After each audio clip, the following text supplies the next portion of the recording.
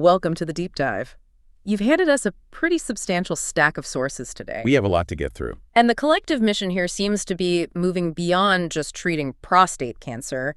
The goal is a lot more ambitious. It is. The research is driving toward its elimination, but, and this is the critical part, while guaranteeing what the experts are now calling full function preservation. Right. A cure can't come at the cost of, a catastrophic quality of life. Exactly. So this deep dive is really about mapping how extreme technological precision, we're talking everything from advanced imaging to focused radiation, can target those specific cancer nodules, the dominant intraprostatic lesions, or DILs. While scrupulously protecting everything around them. Everything. The rectum, the sphincter, the neurovascular bundles that govern, a patient's entire quality of life. And we're covering a huge landscape here. Gel-enabled dose-escalated radiation, which sounds intense. It is. Personalizing hormone therapy with AI, and then a really necessary, but I have to say deeply concerning look at the public policy failures around screening, which are actively undermining all this progress. So our mission is to extract those key nuggets of knowledge so you can see that pathway to, elimination with precision. Okay, let's unpack this. And I think we have to start where any successful treatment begins, which is the diagnosis. Right. The days of blind or random biopsies are, thankfully, long gone. This imaging revolution is really the foundation for all the precision we're about to discuss. That's absolutely right. The current standard of care relies so heavily on multi-parametric MRI. T2-weighted, diffusion-weighted, all of it. All of it. Sometimes with PSMA, PET-CT scans as well. And this whole stack of imaging data, it lets us precisely locate and characterize the DILs, those specific, most aggressive spots of cancer within the gland. And the sources are all pointing to the PRADS-5 score as being the critical indicator here. Can you just underscore for us what that score really means for decision-making? Sure. So a PRADS score is just a standardized rating system. A PRADS-5 that signals the highest possible likelihood of a clinically significant, higher-grade cancer being present. So it's the red flag. It's the big red flag. And that imaging then guides the targeted biopsy. So we're not guessing anymore. We're aiming the needle directly at that suspicious lesion to confirm the Gleason score, the aggression level. So the MRI gives us the where before treatment? And the biopsy confirms the what. Okay, so once we have that confirmed location and grade, we move to treatment, often radiation. Yes. And the basic science is it's powerful. Radiation kills cancer by breaking its DNA. Cancer cells, because they're dividing so fast, they just can't repair that damage, and so they die. And what's fascinating is how we've optimized that whole process. I mean, historically, external beam radiation required, 39 to 45 separate sessions? A tiny dose every day for almost 2 months. Exactly, about 1.8 grays a day. But now we use SBRT, which is stereotactic body radiotherapy. We call it ultra-hypofractionation. That sounds like a radical departure. How does SBRT shift that dosage? It dramatically shortens the course. We are delivering a much, much higher dose per day. We're talking 7.25 to 8 guy over just 5 treatments. So you're taking a 45-day commitment and boiling it down to a week and a half. Pretty much. And this speed works because prostate cancer turns out to be uniquely sensitive to this kind of massive high dose per day. So it's not just saving time, we're actually leveraging a biological sensitivity, but what's the evidence this is safe and effective in the long run? We have high-level evidence now. Major randomized trials, HiPort PC and PACE-B specifically, they both confirm SBRT delivers equivalent cancer control. And crucially, it has comparable long-term toxicity profiles to those older, longer courses. So it's established. It's firmly established as a highly effective standard of care. It gives patients back 6 to 8 weeks of their lives. Now we get to the core engineering challenge of achieving that full function preservation. The fight for the margins. Exactly, the fight for margin control. We are trying to hit that DIL with an overwhelming dose of radiation, but the geometry of the prostate, you're right next to the most sensitive structures. You're right next to the rectum. The conflict is just unavoidable. A huge majority, something like 70 to 80% of prostate cancers, start in the posterior peripheral zone. So right up against the rectal wall. It means the DIL is often literally millimeters away from the rectal wall, and we need to boost the dose to the tumor plus a safety margin, the PTV boost. But we have to strictly adhere to the dose limits for the rectum. So clinicians are forced to compromise. Often, yes. Which leads to the posterior margin of the tumor being underdosed, just to protect the rectum. I see in the sources they talk about using retrospective dosimetry. It's a fascinating idea, looking back at old treatment plans. Yeah, you reconstruct the actual doses delivered and see if a different approach, like adding a spacer, could have done better. It's a key tool for driving innovation. And that kind of validation, it just highlights the need for a buffer. It does, and that's why the rectal hydrogel, or RH, is so critical. It's an injectable gel, a physical spacer, that just separates the prostate from the rectal wall. It artificially increases that critical safety margin. And this physical separation is what enables that next level you mentioned, GEDE-EBRT. Gel-enabled dose-escalated EBRT. I just want to emphasize the sheer magnitude here. The study you flagged showed that with a high-quality hydrogel placement, which they defined as at least 0.7 centimeters of separation, A good amount of space. you could safely deliver doses up to 112 Gui to the DIL. That sounds astronomical. It is astronomical. Yeah. A typical standard radiation dose might be, 75 to 78 GEDE. We are talking about delivering almost double that dose to the most aggressive part of the tumor. And without the hydrogel. Impossible. It's impossible. The sources confirm that for a physician to get full coverage of that PTV boost without a spacer, the patient would need a natural 4-millimeter gap between the DIL and the rectum. Which almost no one has. Only a fraction of men. The hydrogel makes that 4-millimeter gap achievable for basically everyone, making this extreme dose escalation safe. So the hydrogel solves the physical problem, but we also have tech solving the movement problem. The Mirage randomized trial, it compared standard CT-guided SBRT with static markers against MRI-guided SBRT, which can track the prostate in real time. And the difference is just night and day. CT-guided systems needed these wider 4-millimeter margins to account for organ motion. But the MRI guidance, it enables dynamic tracking. What does that mean exactly? The system can see and monitor the prostate's movement like 4 to 8 times every second. This gave clinicians the confidence to shrink those margins by 50%. Down to 2 millimeter. Down to 2 millimeter because they knew they weren't going to miss the target. And the results speak directly to that goal of function preservation. They're profound. The reduction in toxicity was just massive. With those tighter margins, they saw a nearly 50% drop in moderate urinary side effects. And get this, short-term bowel toxicity dropped from 10.5% in the CT-guided group all the way down to 0. 0%. 0% in the MRI-guided group. That is precision directly translating into function preserved. That is just a remarkable story of technical success. I mean, we're getting closer to local elimination with minimal local side effects. But we have to pivot now to the systemic challenge. The hormone question. The hormone question.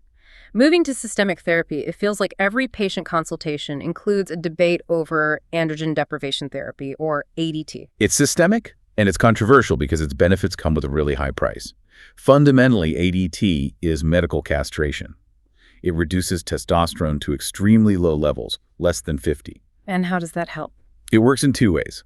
It's cytostatic, so it stops cancer growth, and it acts as a powerful radiosensitizer.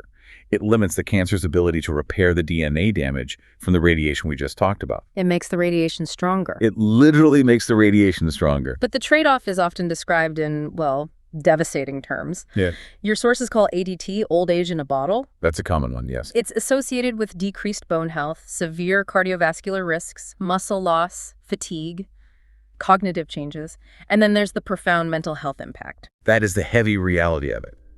The clinical benefit have to be weighed against what's sometimes called personality annihilation.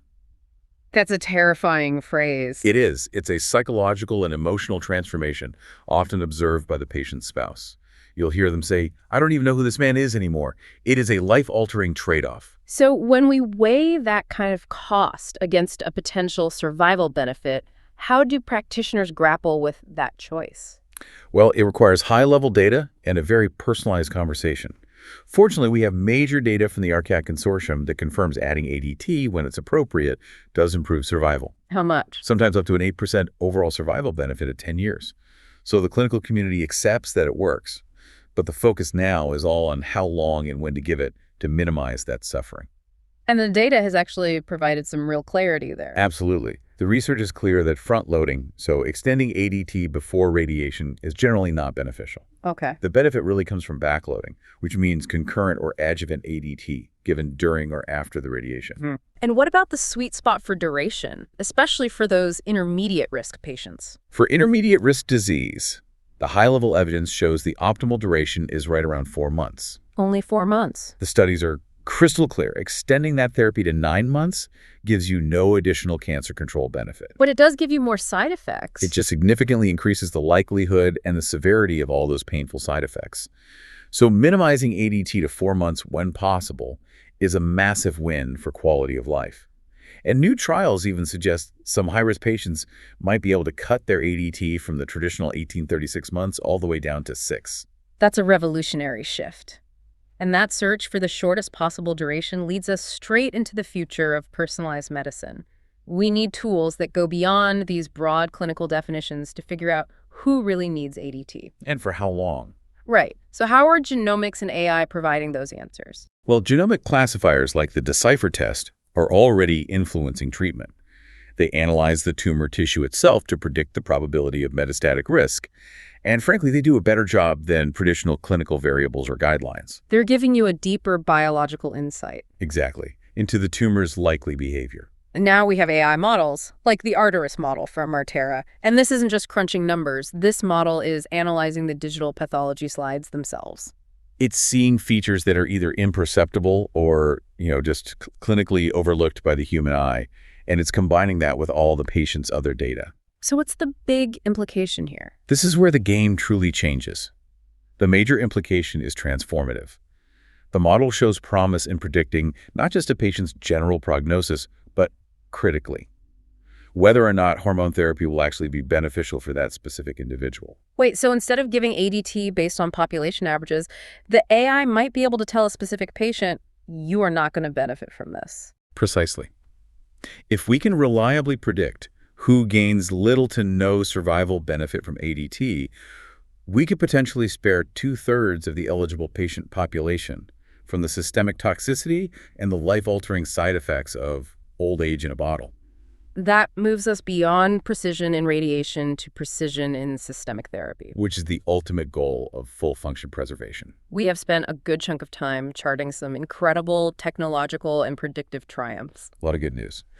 But we have to address the most frustrating part of the sources now, the screening controversy, which is fundamentally a tragic policy failure that prevents men from ever benefiting from any of the precision we've just discussed. It really all traces back to the 2012 disaster, when the U.S. Preventive Services Task Force recommended against routine PSA screening for all men, And that recommendation was based primarily on one study, the PLCO study. which showed a 0% mortality reduction from screening. But the sources are clear that the PLCO study was fundamentally flawed. Can you explain why that finding was just wrong? It was a disastrous error in methodology. They designed the study with a control group that supposedly didn't get screened, but the control arm was heavily contaminated. A huge number of those men were getting screened anyway, outside of the study protocol. So if your unscreened group is actually getting screened, Of course, you won't see a significant difference in mortality. The study was just invalid as a basis for that kind of sweeping public policy. and while the U.S. was adopting this flawed guidance, what was the rest of the world seeing? The real data is indisputable. European studies, population-level data from the PSA screening era, they all showed a 50% drop in prostate cancer mortality over 20 years. Wow. And one analysis suggested that if you screened 100% of the population, you could see a mortality reduction potentially as high as 83 to 90%. Screening works. The policy failure has had dire consequences. And we are seeing that demographic crisis right now. Since 2012, the average PSA at diagnosis has just skyrocketed. Pushing diagnoses into the high-risk, locally advanced stage. And that data point on the racial disparity is particularly alarming. It's absolutely horrifying. The historical average PSA at diagnosis was around 10. Since 2012, the average for white men has jumped to 18. But for black men, it has soared to 26. A PSA of 26? What does that mean clinically? It signals a massive tumor burden. It means that when these men finally get a diagnosis, they are already beyond the window where these high-precision curative treatments are most effective. They're often already facing systemic disease. And I think we need to dispel the core counter-argument here, the fear of overdiagnosis. The sources make a really critical distinction. The issue isn't that screening finds non-aggressive cancer. Those low-grade cancers have always existed. The actual problem is the overtreatment of those low-grade cancers. So the solution isn't to stop screening. No. The proper clinical response is to manage those low-grade tumors with active surveillance. Watch them carefully while you focus your treatment resources on the aggressive DILs that are going to kill people. So the core claim from the sources is clear. When it's properly screened, prostate cancer is a disease of middle age, not old age. Exactly. For white men, the biggest benefit is between ages 55 and 65. For black men, that window is tragically earlier, between 45 and 55. If we wait until old age, all this precision technology becomes moot because the disease is just too advanced. This has been a remarkable, and at times, I have to say, a sobering deep dive. We've charted this path from basic radiation all the way to GEDE-EBRT hitting 112 GI. A dose made safe by the simple elegance of a hydrogel spacer, giving you that crucial 4mm rectal margin. And we've seen how MRI guidance is driving toxicity down towards zero, and how AI is poised to personalize systemic therapy, potentially sparing 2/3 of patients from the side effects of ADT. We truly are at an inflection point. Elimination with full function preservation is becoming a reality, and it's enabled by engineering, by imaging, and by predictive analytics. But what does this all mean for the big picture? I mean, we have these incredible technical tools, but they're useless if men can't enter the curative pathway in time. The quest for a cure without compromise is driven by technology, yes. But the success of achieving full function preservation depends less on how high a radiation dose we can deliver and more on overcoming systemic policy failures. Like the disastrous 2012 screening recommendation. Exactly. Policies that actively prevent men, especially black men, from catching high-risk disease during that window when it's actually curable. And this raises an important question for you, the listener. Are technology and precision alone enough to overcome policy biases and bureaucratic inertia when those forces stop men from even getting through the front door of the curative hospital wing? That's really the battle ahead.